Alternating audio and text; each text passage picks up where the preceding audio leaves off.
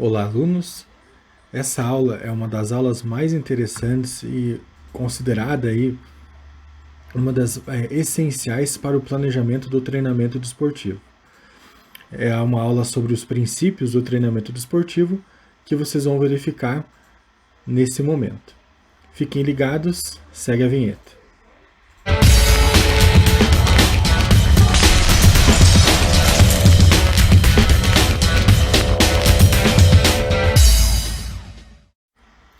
Vamos falar sobre os princípios do treinamento desportivo. Os princípios do treinamento desportivo são o conjunto de decisões prévias que devem ser tomadas antes de se iniciar as sessões e o planejamento do treinamento do atleta, equipe, clube, aluno, seja naquilo que você vai trabalhar. Os princípios do treinamento desportivo existem para garantir a evolução de performance de um atleta profissional ou não. Antes de começarem as sessões, os dias que o atleta vão treinar, esses princípios eles precisam estar planilhados, pautados e não podem ser descartados pelo treinador, pela equipe que está planejando esse treinamento. Esses princípios eles são uma garantia teórica de que o atleta vai acabar evoluindo. Logicamente, se quem está fazendo esse planejamento não levar em consideração, pode ser que a evolução desse atleta ela não aconteça e porque ele falhou nesses princípios que serão apresentados agora. Então, aqui estão os princípios do treinamento desportivo. Princípio da individualidade biológica, princípio da sobrecarga, princípio da especificidade, princípio da adaptação, princípio da continuidade, princípio da reversibilidade e princípio da interdependência. Esses são os elementos principais na hora de um planejamento, seja ele desportivo, um planejamento de uma temporada, planejamento de um ciclo olímpico. Isso tem que estar pautado, isso tem que ser lançado à mesa antes de você chamar o atleta para fazer uma sessão de treinamento. Caso você não pense nesses princípios, a qualidade da performance física vai ficar prejudicada. E agora vamos ver exatamente como cada um deve ser aplicado dentro do seu planejamento. No que diz respeito ao princípio da individualidade biológica do atleta, do aluno que vai receber esse treinamento, é a primeira coisa que precisa ser pensada. Todos são diferentes, temos genética diferente, formação diferente e estamos inseridos em um ambiente diferente. Até irmãos gêmeos têm características genéticas diferentes e respondem de forma diferente um treinamento ou um tratamento, qualquer que seja o estímulo externo. Então esse é o primeiro ponto que precisa ser analisado, pensado por qualquer pessoa que for montar um programa de treinamento desportivo, porque isso vai impactar diretamente na resposta fisiológica desse indivíduo. Resposta fisiológica essa que vai ser traduzida em performance pensando num curto prazo de tempo. Vale ressaltar que essa individualidade biológica ela é exclusiva para o treinamento desportivo. Você não vai utilizar esses princípios, por exemplo, quando você está ensinando alguém algum esporte, ela vai acabar rodando por posições diferentes, é o primeiro contato com a modalidade em si, isso não se aplica. Por outro lado, quando você está pensando em performance, está pensando em rendimento, a individualidade biológica, ela é sim necessária para você promover esse talento esportivo e você exigir tudo que ele pode oferecer de performance ao seu máximo. Outro princípio importante é o princípio da sobrecarga, que é a aplicação de cargas novas provocam a supercompensação e evolução para a performance. Esse princípio ele já vai fazer menção a duas variáveis extremamente importantes do treinamento desportivo, que é volume e intensidade. Quando você fala em volume, você está falando em relação à quantidade de exercícios, e quando você fala em intensidade, você está falando em relação à porcentagem da carga desses exercícios que vão ser realizados. Nessa ilustração, nós podemos ver que nós temos o momento do treinamento, logo após o momento de repouso, e onde está pintado com a cor preta, nós temos o período ali dessa supercompensação. Então é esperado que após uma sessão de treinamento com volume adequado, intensidade adequada, você espere uma supercompensação, e você pode aplicar ela, né, como a própria figura está mostrando aí, que ela é de uma forma crescente. Você vai sempre ter uma supercompensação. Caso isso não aconteça, pode ser que o volume esteja errado e a intensidade do exercício que você passou também possa estar errada. Bom, com relação ao princípio da especificidade, o próprio nome já diz, né? O treinamento ele precisa ser específico para a modalidade ou prova que o atleta irá competir. Alta relação com eficiência mecânica, energética e redução do risco de lesões para esse atleta. Então fica um exemplo claro, né, para vocês poderem entender o porquê desse princípio.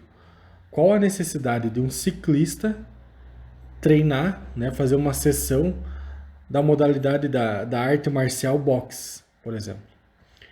Eu, particularmente, não vejo relação nenhuma. Acredito que vocês que estão ouvindo esse vídeo também não devem verificar uma relação dessas modalidades. A especificidade do treinamento ela é praticamente um consenso entre a literatura, entre as pessoas que trabalham com o treinamento propriamente dito. Não tem como você ferir esse princípio. Ele é a garantia de resultado, ele é a garantia de performance, ele é a garantia do que o que você está fazendo, por mais empírico que seja, ele pode ser aproximado à modalidade. Se você ferir esse princípio, você vai colocar em risco o resultado do seu atleta. Imaginem se você ferir esse princípio em um nível muito grande de competição. Por exemplo, atletas olímpicos, atletas que estão disputando campeonatos mundiais, campeonatos muito importantes, não tem como fugir dessa especificidade. Para pessoas que trabalham no setor de fisiologia, esse princípio ele casa exatamente com os testes físicos que essas pessoas vão fazer no momento de pré-temporada e até mesmo no momento de pós-temporada. Você não pode fugir da qualidade física da modalidade para você prescrever um teste físico, por exemplo. Você tem que ser fiel. Cada vez mais, a tecnologia também contribui para que esse princípio da especificidade ele possa ser mantido, ele possa ser contemplado no planejamento esportivo. Porque quanto mais próximo da realidade de competição você deixar o seu atleta, maiores serão as respostas para o planejamento do treinamento e, consequentemente, o resultado também vai vir, porque você se planejou para você ter esse resultado esportivo. Nunca esqueça do princípio da especificidade, porque ele tem que andar junto com quem faz o planejamento de um atleta. Agora, a gente chega num princípio extremamente fisiológico, né? Uma resposta do organismo ao exercício que a pessoa está praticando. E esse princípio é o princípio da adaptação. Toda carga de treinamento provoca respostas no organismo do atleta. No entanto, cargas baixas não alteram nada significativamente para a performance, e cargas muito altas podem expor o atleta a um risco de lesão ou até mesmo um overtraining, que é a hora que o atleta começa a ficar desmotivado, ele não quer permanecer nessa sessão de treinamento, ou então ele vai acabar até mesmo se desmotivando com o esporte. A exigência é tão grande e o físico dele perde essa capacidade de responder ao exercício porque há um excesso de estímulo nesse momento. É também relacionado ao princípio da adaptação as cargas que você vai expor o seu atleta. Da onde que você vai tirar essas cargas? Dos testes físicos que ele vai fazer no período de pré-temporada. Caso, né, você como professor não tenha em mãos esse tipo de resposta ou esse tipo de informação, muito provavelmente você vai acabar estimando as cargas de uma maneira errada e pode incorrer no risco de ou estimar uma carga de treinamento muito alta ou estimar uma carga de treinamento tão baixa que o atleta não vai responder na forma de performance para você. No geral, é uma tendência de que o organismo se adapta aos estímulos, mas os estímulos eles precisam ser exatos, precisam ser precisos em relação ao corpo do atleta. Agora nós chegamos num dos princípios mais interessantes, e algumas pessoas dizem até que ele é óbvio, né? Mas ele é bastante peculiar. E vocês vão ver por quê. É o princípio da continuidade. O processo de treinamento desportivo, ele deve ser progressivo, permitindo progresso e avanços. Esse princípio, ele é intimamente ligado ao princípio da adaptação. Por quê? Porque você vai depender das respostas fisiológicas do corpo do atleta para que haja performance. Sem pensar em eventos externos que ainda podem ocorrer e podem interferir diretamente na performance desse indivíduo. É preciso manter frequência nos treinamentos para que os resultados sejam alcançados. Ora, se o seu atleta quer ser campeão olímpico, mas ele não comparece às sessões de treinamento, isso acaba ficando inviável.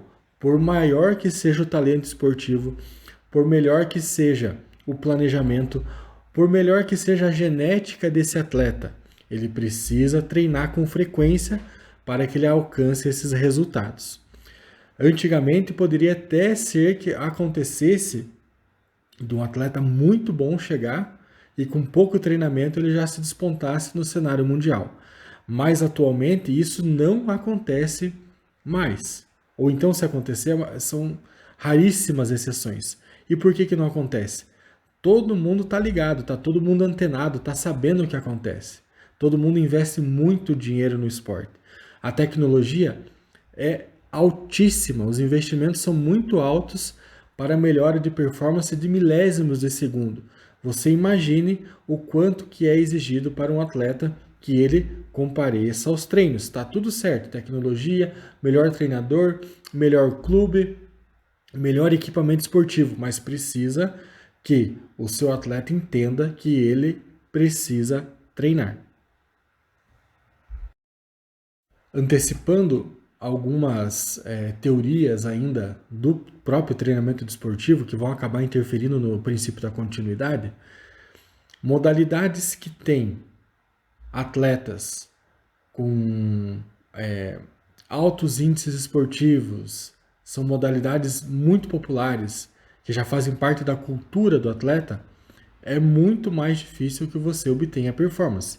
Ou seja, você precisa de muitas horas treinando essa modalidade. No entanto, um dos caminhos das pedras aí para que você tenha uma rápida notoriedade é você escolher modalidades com pouca visibilidade na mídia, por exemplo.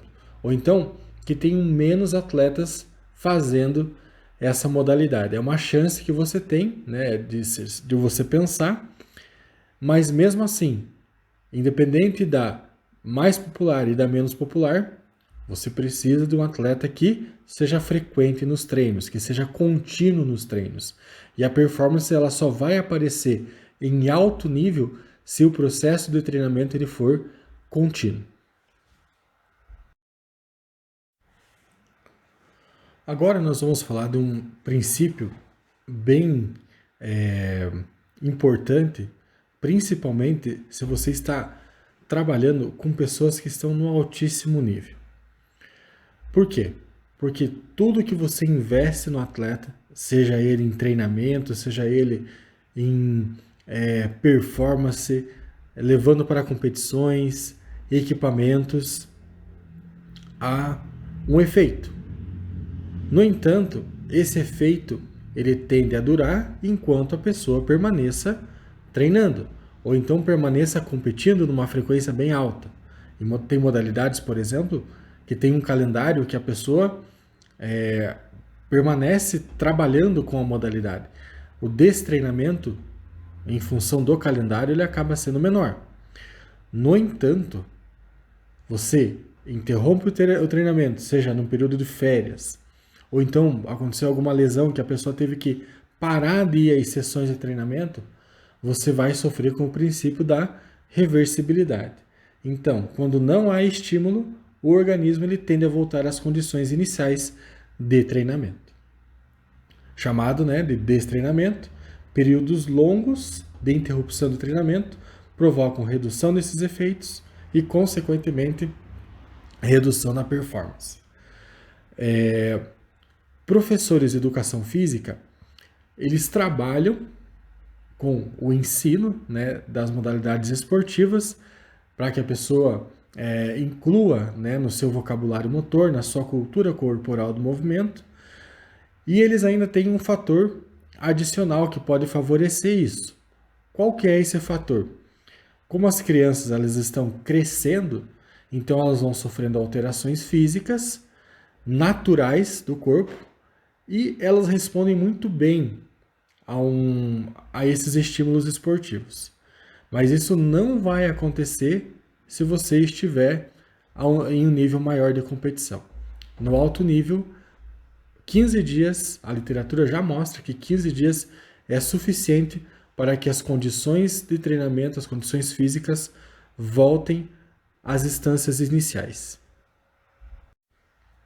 E agora, nós chegamos a um ponto crucial desta aula, que é o princípio da interdependência. Mas espera aí, interdependência de quem? Esse princípio, ele faz menção à relação de volume versus intensidade. Se vocês estão lembrados, no início dessa aula, eu falei que volume era a quantidade de exercícios e intensidade a carga com que esses exercícios iam ser realizados. E isso provoca uma série de fatores, você mexer nessas variáveis altera totalmente o treinamento. Qualquer alteração dessas variáveis vai concomitantemente alterar a outra e vice-versa. Se você aumenta o número de exercícios, você vai ter que diminuir a intensidade, vai diminuir a porcentagem de carga, porque o seu atleta não vai suportar fazer na mesma intensidade com que se ele fizesse um exercício. Um exercício é a prova máxima dele, é o máximo que ele pode fazer. 2 exercícios você já diminui muito a chance de um sucesso. 3, 10, 20 exercícios, é assim que você imagina que o atleta vai responder a essas alterações. O professor, o técnico, o fisiologista, o preparador físico, que entende essas duas variáveis, ele tem muita capacidade de treinamento e, consequentemente, ele vai ter muita capacidade de colocar qualquer atleta a um alto nível de performance. Só que para isso ele tem que ter grande conhecimento da modalidade, isso é crucial, e muito grande conhecimento da fisiologia do exercício, da bioquímica do exercício, genética do exercício, qualquer que seja a relação com o exercício físico. Vários fatores alteram a performance. Aqui nós estamos falando de um princípio da relação de 2 fatores, 2 variáveis somente. Então você precisa ter bastante atenção no volume, na intensidade, para que você garanta o sucesso esportivo do seu atleta. De uns anos para cá, nós tivemos modalidades que investiram maciçamente para entender essa relação de volume e intensidade. Tanto é que nós estamos vendo elas voltarem à tona na mídia, porque elas ganharam uma notoriedade muito grande, tá certo? E essa será a tendência para outras modalidades não tão famosas assim. ou então já esquecidas, modalidades que estão no passado. Tudo é científico. O treinamento desportivo é científico, ele tem que ser baseado em teorias. O conhecimento que a pessoa traz da modalidade, ele é muito importante, mas ele sozinho ele não vai ser capaz de levar um atleta a altíssimo nível, a altíssima performance. Ele vai precisar de todo esse aparato que a ciência trouxe nesses últimos anos, né? Vamos dizer aí nos últimos 50, 60, 70 anos, a ciência contribuiu muito para o treinamento desportivo. E, consequentemente, se você, né, na sua posição, aonde você estiver, sendo um professor da escola ou um, um preparador físico, um técnico da melhor equipe do mundo, da modalidade que você quiser, você vai precisar desse conhecimento científico.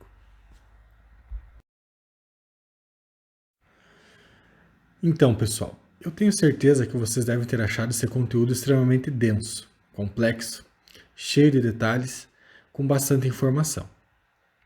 Mas aqui vai a minha principal recomendação. Quando o planejamento não respeita ou não leva em consideração esses princípios, a evolução da performance ela fica comprometida. Antes de você pensar em montar uma equipe, sair viajar com seus atletas, medalhas, você tem que sentar e tem que planejar a modalidade. Como é que você vai planejar essa modalidade?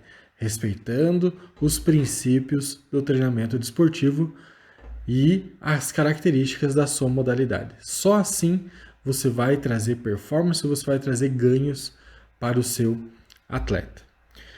Eu espero que vocês tenham gostado dessa aula. É uma aula com muito conteúdo, uma aula bastante densa, mas ela vai contribuir para o sucesso como futuros treinadores, futuros professores que vocês serão. Muito obrigado por terem assistido essa aula. Tchau.